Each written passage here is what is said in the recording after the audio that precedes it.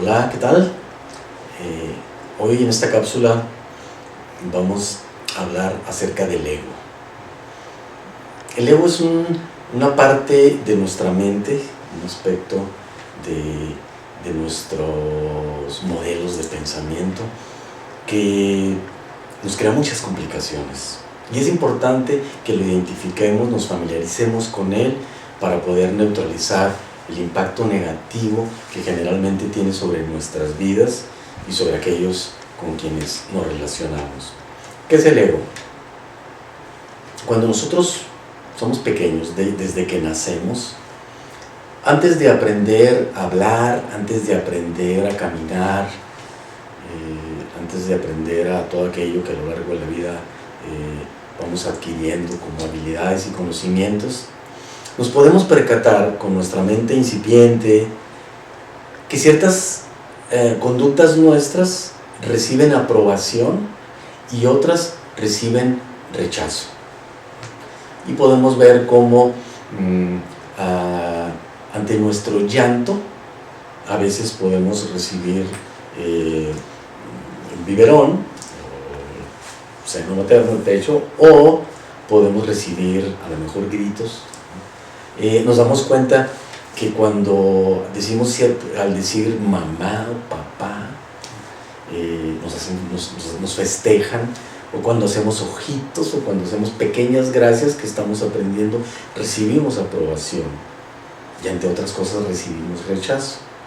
Eso va quedando grabado en nosotros, y poco a poco, conforme vamos adquiriendo más habilidades, vamos percatándonos de todo un repertorio de conductas nuestras que nos son de utilidad para recibir aprobación, para conseguir lo que deseamos, y algunas no nos funcionan. Entonces tendemos a repetir aquello que nos da buen resultado y a inhibir o a ocultar aquello que no nos funciona. Y entonces, entonces nos podemos dar cuenta que, por ejemplo, mentir es reprobado socialmente, es reprobado por nuestra familia, nuestro padre, nuestra madre, nuestros hermanos, pero nos damos cuenta que nos permite liberarnos de algunos castigos, de algunas consecuencias negativas. Y entonces a veces empezamos a mentir,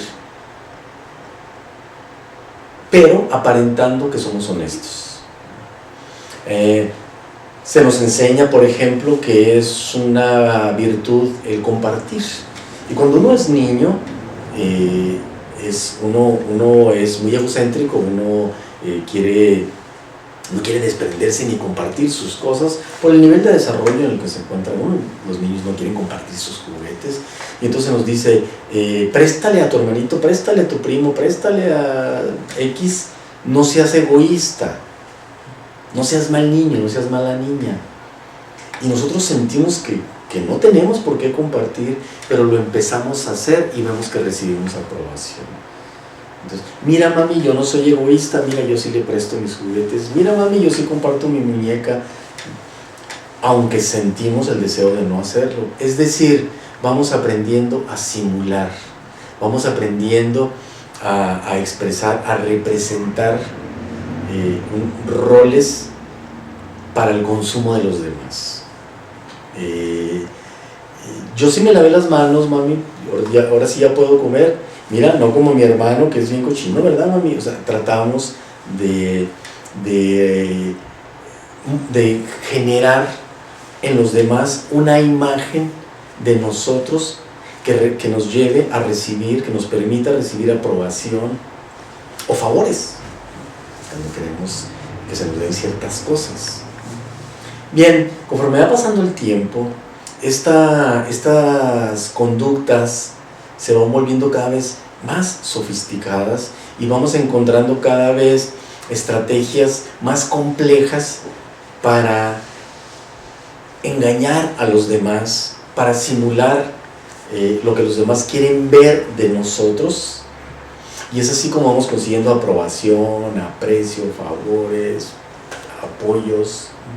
Primero de nuestro círculo más cercano, nuestra madre, nuestro padre, nuestros hermanos, luego en la escuela de los demás o en el barrio con los amigos, y así vamos creciendo. Ese conjunto de estrategias para conseguir lo que deseamos, fingiendo con cierta frecuencia ser lo que no somos, a veces sutilmente, a veces marcadamente, todo ese conjunto de estrategias va determinando en gran medida nuestra personalidad, porque nuestra personalidad está constituida por los patrones recurrentes de formas de pensar, de formas de reaccionar emocionalmente y fundamentalmente de formas de actuar.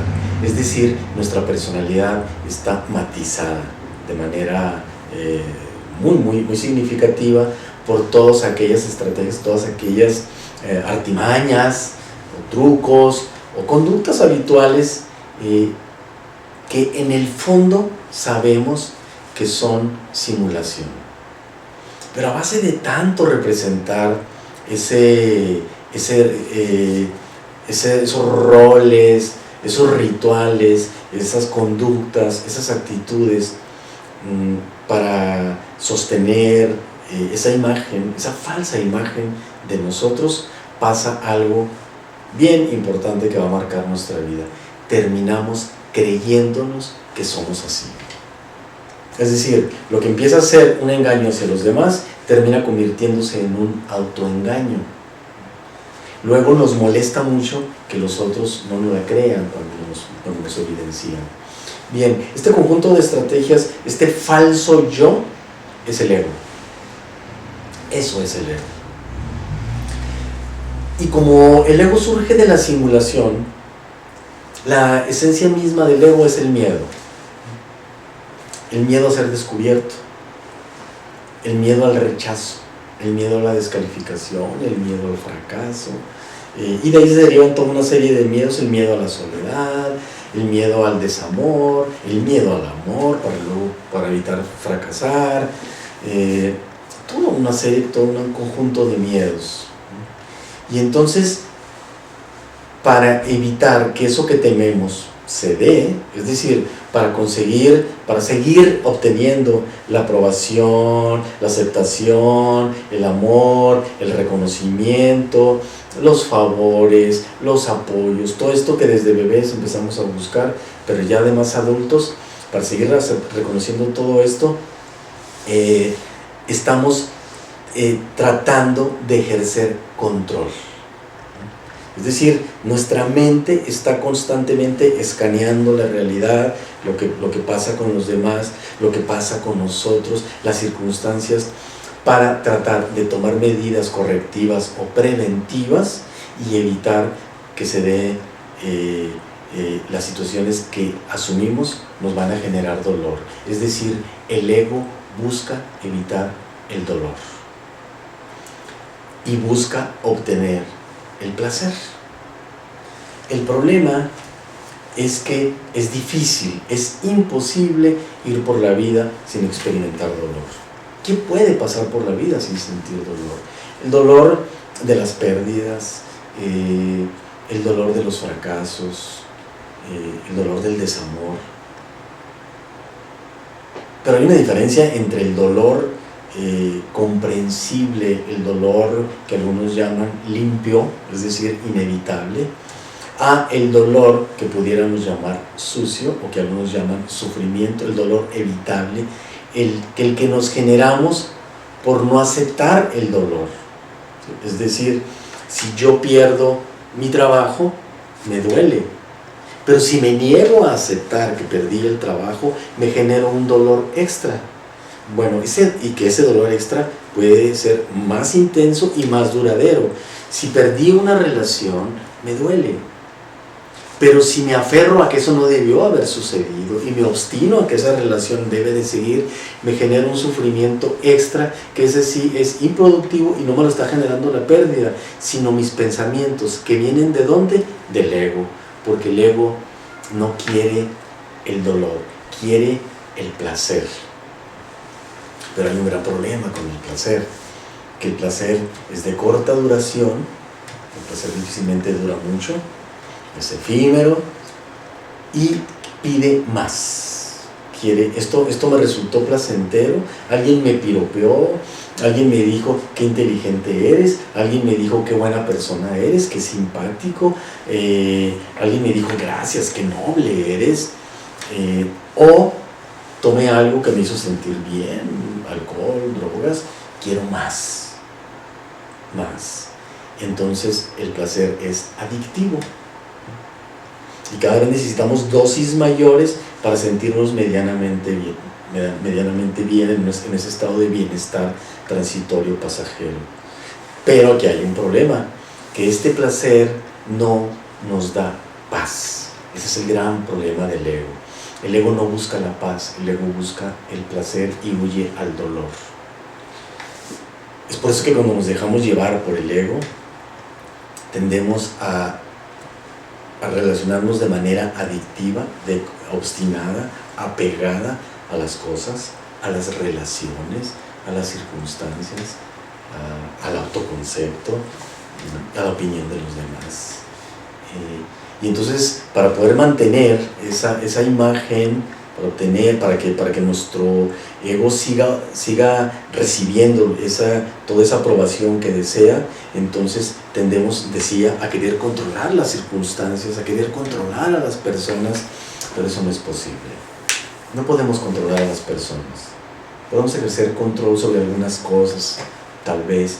Podemos influir, sí, y mucho a veces, pero el control solamente lo podemos tener, y vaya que tampoco es fácil, sobre nosotros mismos.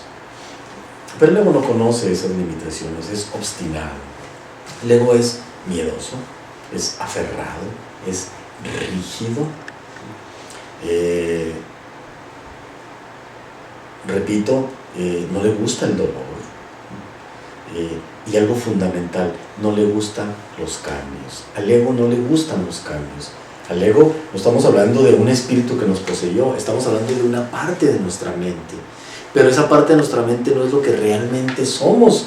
Recuerden que surgió como un disfraz, que luego como si se hubiera pegado a nuestro cuerpo, una máscara como en la película, ¿no? Que se nos pega y terminamos representando ese personaje como si fuera real. ¿Por qué no le gusta el cambio al ego? Porque los cambios implican pérdida de control. Situaciones nuevas, situaciones donde tengo que enfrentar un nivel de incertidumbre.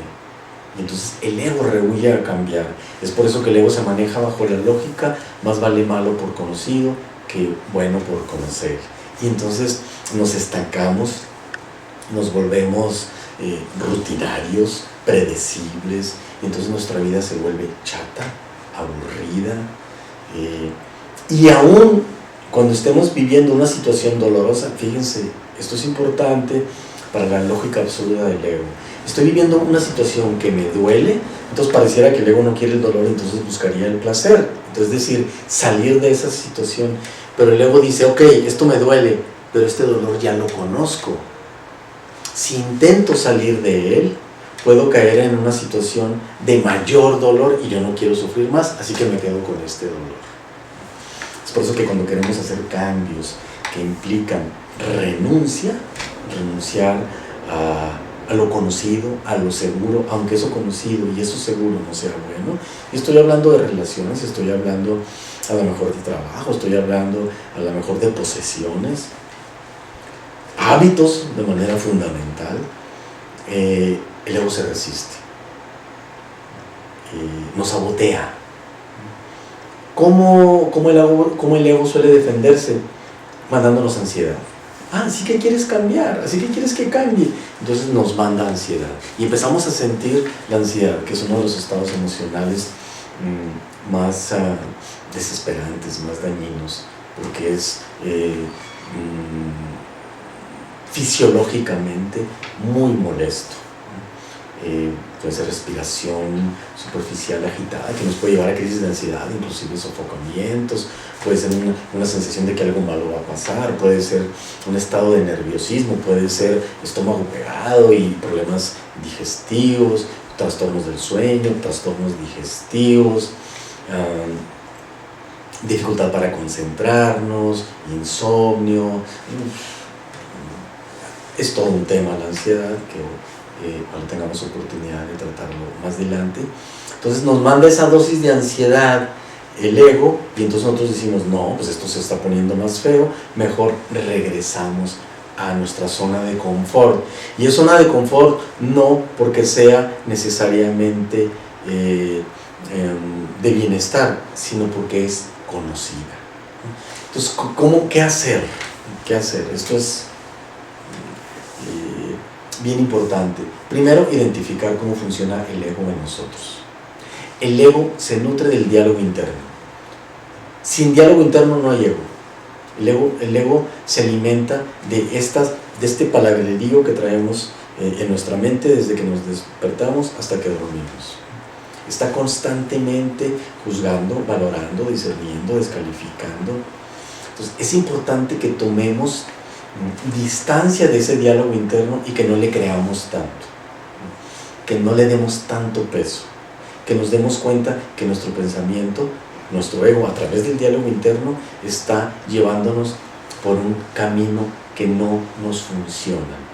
Y entonces actuar en contra de los consejos del ego. No, el ego no se vence luchando contra él, el ego se vence ignorando. Y entonces tiende a ir haciéndose más pequeño y por momentos y cada vez más prolongados nos va dejando en paz. Y entonces es cuando entra ese yo pensante que está constantemente razonando cosas, se vuelve más sereno, más tranquilo. Ahora el diálogo interno ya no es tan acelerado, tan rápido, ahora ya es más pausado. Poco a poco vamos pensando, no más lento como menos eficiencia, sino más claro, más sereno, porque la inmensa mayoría de nuestros pensamientos son inútiles, absurdos, y solo generan situaciones de malestar. Y ese yo pensante que se va tranquilizando va dejando cada vez más que se exprese, que manifieste, que actúe el otro yo, que es el que realmente nos permite ser felices, el yo de la experiencia, el yo que siente, el yo observante, el yo que puede observar sin palabras, el yo que puede ver un bebé, una puesta del sol, un árbol, un paisaje, un perro, una persona, percibirlo, ser consciente de él, disfrutarlo sin juzgar. Esto se va logrando a través de un proceso que iremos viendo en las próximas cápsulas. Por lo pronto les recomiendo, tomemos conciencia de nuestro ego, aprendamos a identificarlo y no lo tomemos en serio, ni para bien ni para mal. Es decir, no le creamos, pero tampoco luchemos contra él. Simplemente observémoslo y démonos cuenta cuál es su lógica absurda y no le hagamos caso. No tratemos de vencerlo, y menos con otra voz, porque entonces ya va a ser esas dos voces que solemos escuchar en nuestro diálogo interno, realmente es la misma, es el ego a dos voces. Si le metemos una tercera voz para tratar de neutralizar esas dos voces, ahora tenemos un trío y hemos creado un problema mayor, lejos de resolver el que inicialmente nos estaba generando malestar. Entonces es simplemente oír esa perorata y no darle peso. Y poco a poco se va tranquilizando, poco a poco se va calmando. Para esto, repito, hay ciertas técnicas, hay ciertas estrategias que si nos siguen a través de este espacio, podremos seguirlo viendo en lo sucesivo. Muchísimas gracias.